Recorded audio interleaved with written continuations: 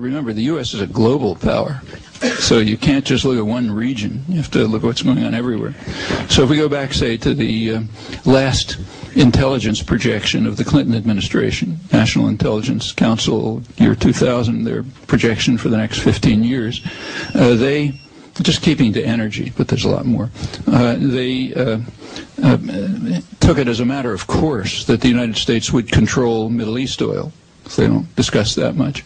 And then they say the United States, though it will control Middle East oil, because that's a lever of world control, nevertheless, it itself will rely on what were called more stable Atlantic Basin resources, meaning West African dictatorships in the Western Hemisphere. That's what the U.S. will rely on. Well, what's been going on in Latin America since then significantly threatens that. For the first time in its history, first time since the Spanish colonization, Latin America is moving towards a degree of independence and also a degree of integration.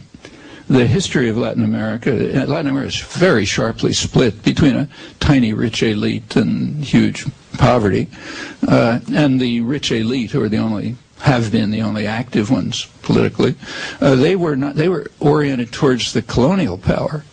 So that's where they ship their capital, that's where they have their second wealthy homes, send their kids to school, this whole business.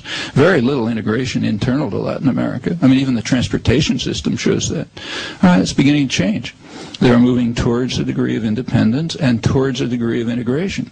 And the United States is terrified. Just keeping to oil alone, it means that the energy resource, the major energy producer in the hemisphere is Venezuela. The U.S. kicked the British out under Wilson, Woodrow Wilson's known as Wilsonian idealism. They kicked the British out as soon as the oil age began because they knew that Venezuela had enormous oil resources. That meant supporting a bunch of utterly brutal dictators, while Venezuela became, by 1928, the leading oil exporter in the world. It's remained very high. Venezuela is now going towards independence, and the United States is frantic. That's why you have this hysteria about Chavez. It's not because he's attacking anyone or anything like that. It's hysteria because he's not following orders. It's kind of like Serbia, but much more serious, because this is a big energy producer. Furthermore, it influences others. The major energy producer in South America, second to Venezuela, is Bolivia. Well, it just happened there. They're moving towards independence as well. And in fact, the whole region from Venezuela down to Argentina is pretty much out of control. Not totally, but pretty much. The U.S. in the past has had two fundamental mechanisms for controlling Latin America. One is violence. The other is economic strangulation. They're both weakening. The last exercise of violence was in the year 2002, when, in its dedication to democracy promotion, the U.S. supported a military coup to overthrow the elected government of Venezuela. Well, had to back down, for one thing, because there was a popular uprising in Venezuela, but another reason was just the reaction in Latin America, where democracy is taken a lot more seriously than it is in North America and Europe.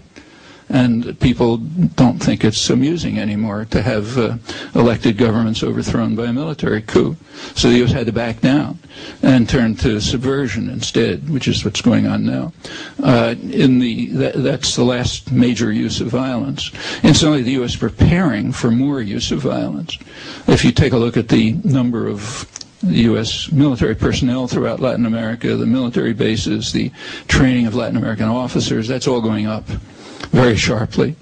In fact, for the first time ever, there are now more U.S. military personnel in Latin America than personnel for the major federal aid organizations. That never happened during the Cold War. Also, military training for Latin American officers, and you know what that means. Military training is being shifted from the State Department to the Pentagon. That's important.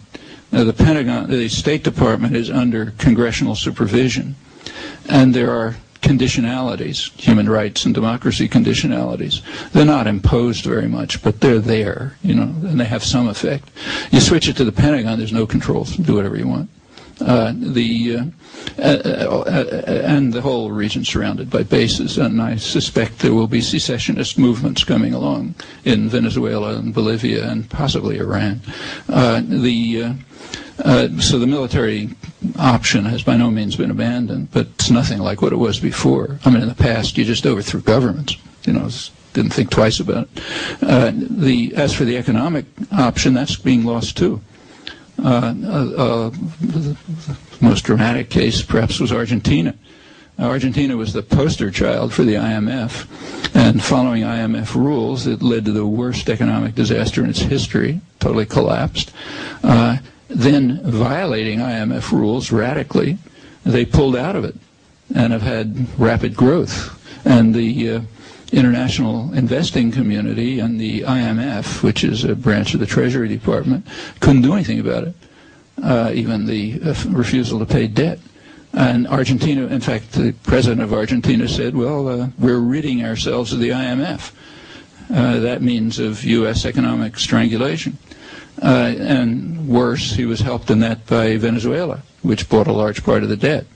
Bolivia is probably doing the same, and Brazil had already done it. Well, you rid yourself of the IMF, meaning the Treasury Department.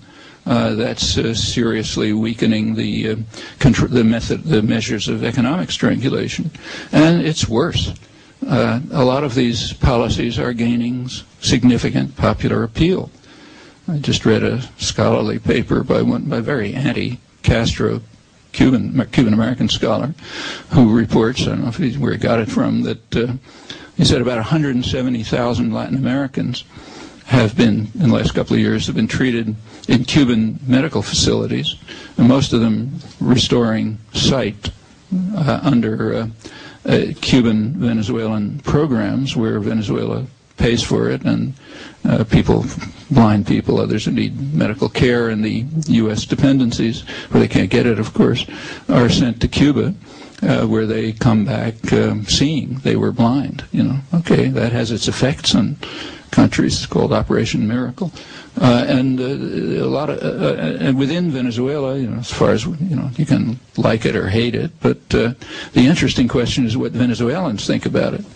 Okay, well, I have good knowledge of that. There's extensive polls taken, Latin American, North American polls, and it turns out that the popularity of the government has shot way up in the last, since 1998, and it now is the most popular elected government in Latin America.